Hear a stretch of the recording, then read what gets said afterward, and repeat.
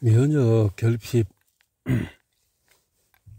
5장에서 면역 결핍 플라스틱 버블 속의 소녀는 몸속에 방위군이 없을 때 우리 몸에 면역 체계가 없다고 생각해보라.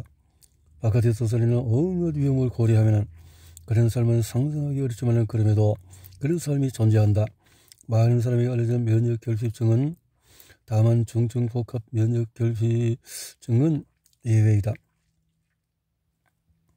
남자에게면서 오는 이 총체적인 면역 결핍증은 1976년에 제작된 이렇게 선을 넘지마 후천성 면역 결핍증, 선천성 면역 결핍증 외에 후천성 면역 결핍증도 있다.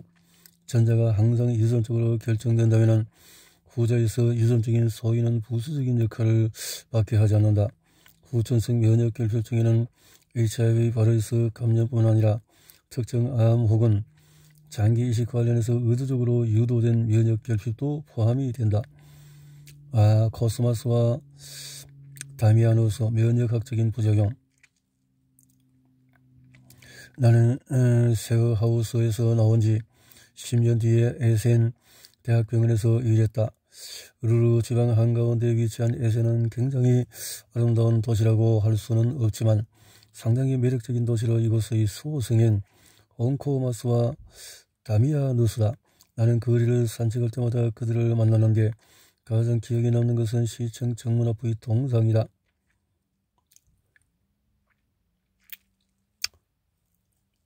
육장에서 과민성 면역 반응. 정말 심각한 질환에 대한 이야기가 끝나자 다음 주제는 한결 더 받아들이기 쉬운 문제처럼 느껴졌다. 마르코스가 매년 봄에 어떤 몰골이 되는지 제때 기억해내지 못했다면 말이다. 그는 봄이 되면 꼭 필요한 일이 아니면 자기 방에서 한 발짝도 나올 생각을 하지 않았다. 나는 그를 이해했다.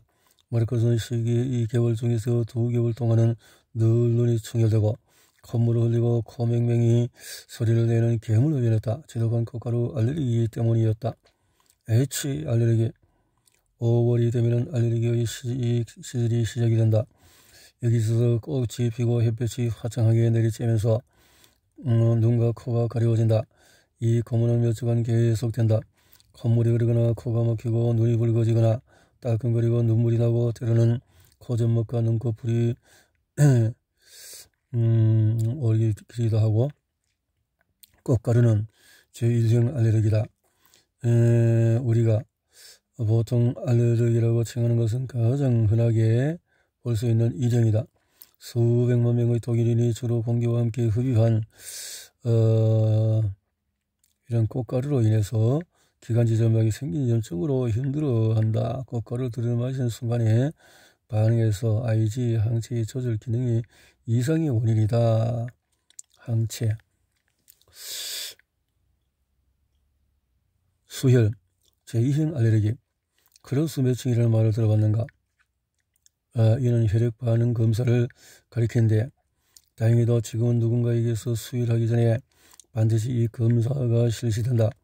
사실 옛날에 수혈은 로또와 비슷했다. 당장 되는 일이 드물었다는 점에서 말이다. 1492년 7월에 역사상 최초로 알려진 수혈은 치명적인 결과로 이어졌다. 농부 폐와 혈청병 제3형 알레르기. 들에서 일하는 것은 여러 면에서 건강에 좋다. 맑고 깨끗한 공기를 마시고 자연과 직접 접촉하고 몸을 움직이고 힘을 키우니 말이다. 그러나 이 일에도 직업병이 있다. 바로 농부 폐병이다. 병에는 우리가 이미 만난 바 있는 미세 곰팡이 균 아스페르길루스이다. 이 곰팡이는 건초 같은 것에 피어 있다가 호흡을 통해 사람의 몸속에 들어가고 항체와 결합한 뒤에 흡합가에서 염증 반응을 일으킨다. 늦게라도 오긴 온다. 제4형 알레르기. 지연성 과민 반응이라고 불리는 제4형 알레르기는 알레르기 반응이 나타나기 며칠이 걸린다고 해서 이름이 붙여졌다. 전형적인 질환으로 점점 늘어나는 민감성 알레르기 증가. 근자에 들어 알레르기 발생은 왜 증가 추세를 보이는 것일까? 지난 20년 동안 그런 현상을 뒷받침하는 자료는 꽤 많이 축적되어 있다. 다만 이유는 불투명하다. 알레르기 증가, 알레르기 유발 항원을 조심해야 한다. 알레르기 회피, 알레르기를 막는 최선의 방법은 알레르기 유발 항원을 피하는 것이다. 진부한 소리처럼 들릴 수 있지만 그렇지 않다. 알레르기 항원에 자주 노출될수록 면역 반응이 더더욱 강해진다는 사실은 이제 모두가 안다. 주변 환경에 널리 알려있는 알레르기 유발 물질을 고려하면 그것을 피하기란 결코 간단치가 않다. 알레르기, 자기 자신과의 싸움, 자가 면역 질환. 오랜 세월에 걸쳐서 우리의 면역 체계는 최고의 군대를 편성했다. 목표한 적을 정확하게 타격하는 고도로 주문하는 T세포로부터 적을 깜짝 달성 못하게 하는 효율적인 항체 부대인 B세포에 이르기까지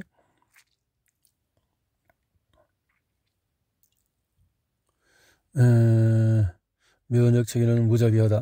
아무 감정 없이 아주 정밀하게 타격한다. 그래도 적이 사라지지 않으면 공격력은 배가 된다.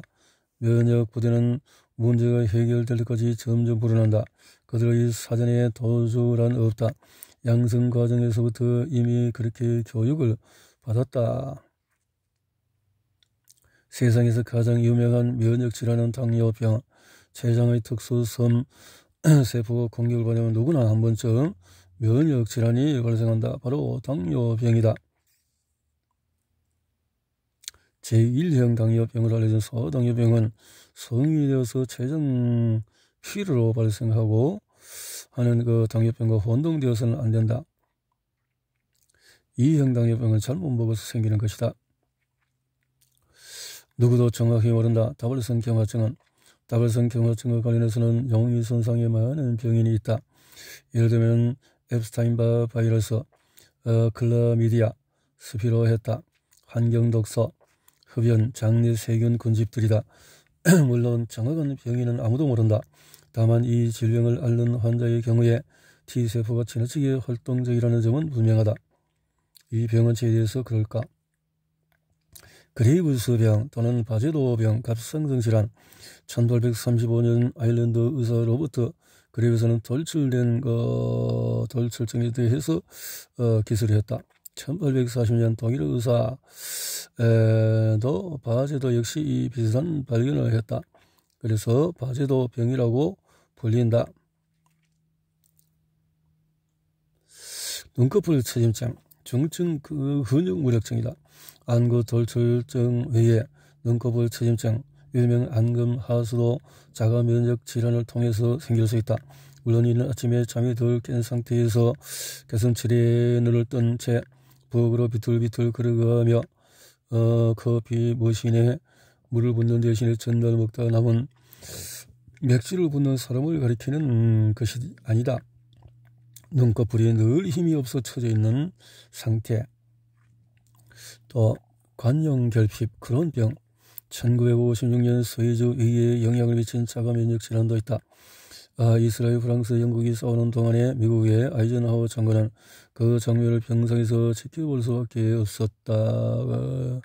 그런데 병상에서 저와 할렐 네루 인도 총리와의 예정된 만남도 농장에서 휴영을 한다는 것으로 연기되었다. 그는 만성 장염에 그런 병이 있었다는 거네요. 태아에서 노년까지 8장. 청춘 시절에 안정된 면역 체계는 젊을 때는 아직 선진한 세포가 많다. 활성화되지 않은 T세포가 많다. 다른 세포들은 이미 항원을 한번 보았고 그 중에 일부는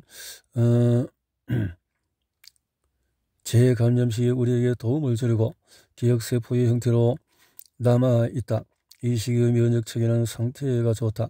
한편으로는 여전히 학습 능력을 갖추고 있으면서 다른 한편으로는 더 이상 모든 이런 내리막길 면역체계의 노화, 면역체계의 노화에 대해서는 쓰는 것은 쉽지가 않다. 사실 그것은 첫날부터 시작한다 하지만은 여기에서 말하는 것은 늙어가는 것이 뚜렷하게 드러나는 상태를 말하는 것이다. 면역체계의 지원군, 항생제, 항균제, 항기생충제, 항바이러스제, 해독제,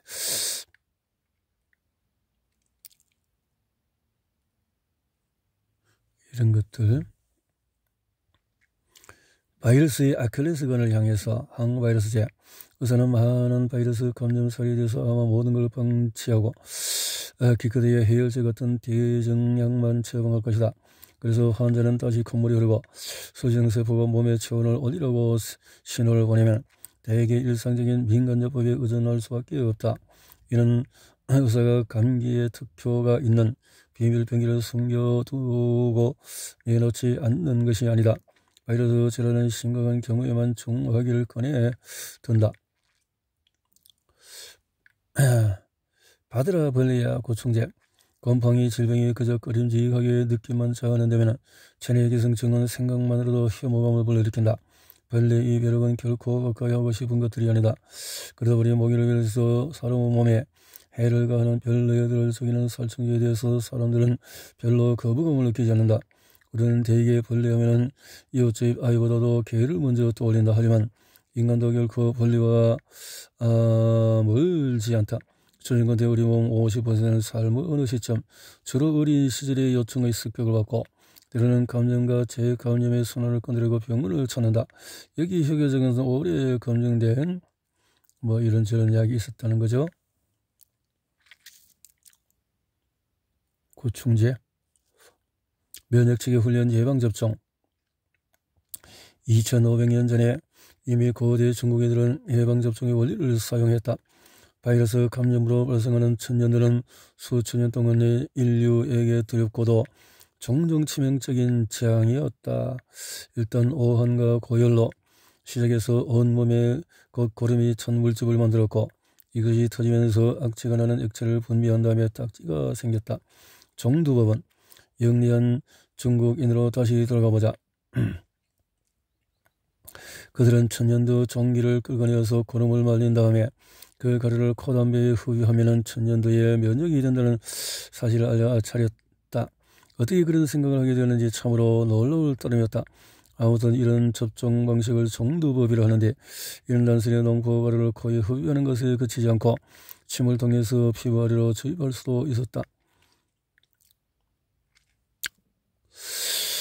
약화시킨 병원균과 죽인 병원균, 생백신과 사백신. 제조법은 무척 간단하다.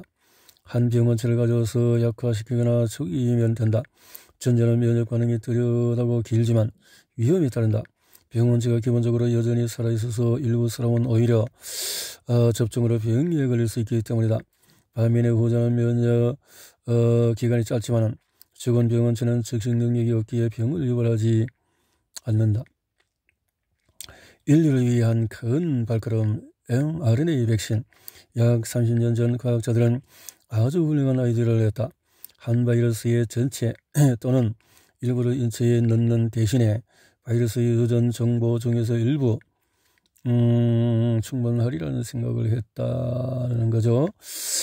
mRNA, 전령 RNA 인체에 투입하는 것만으로도 충분하리라는 생각인데 병원체가 체내 세포에서 자신을 들여보내달라고 설득할 때 사용하는 단백질의 생성을 담당하는 mRNA였다.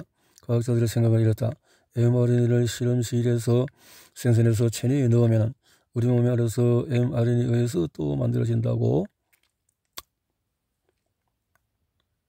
역전사 그런 이야기가 있죠. 영원한 꿈, 암 예방접종. 암이 무엇이냐고 물으면 대부분 비정상세포에 의한 질병이라고 하는 것이 맞는 말이다. 하지만 100%는 아니다. 엄밀하게 보면 그런 암은 약 83%, 나머지 17%는 바이러스 감염에 의한 것으로 알려져 있다. 또한 아직 발견되지 않은 바이러스로 인한 암이 있을 수 있다. 자궁 경부암을 일으키는 인유종 바이러스 HPV가 대표적이다. 이것은 여성에게만 있는 것이 아니고. 앙코르 면역요법. 면역요법은 아직 신생 분야지만 큰 진전이 이루어지고 있다. 넓은 의미로 보면 면역요법은 면역체계와 관련한 좁은 의미로 보면 면역체계의 자연스러운 신비로운 물질 항체요법.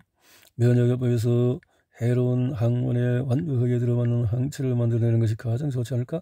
간단하게 들이대면 이런 다양한 도전이 도설하기 더 엄밀하게 보면은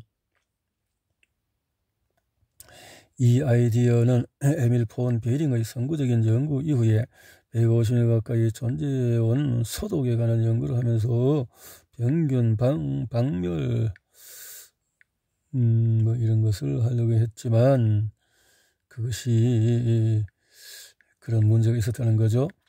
연쇄 살인마 탁성 T세포 투여. 면역요법에 또 다른 아이디어는 T세포를 직접 투여하는 것이다.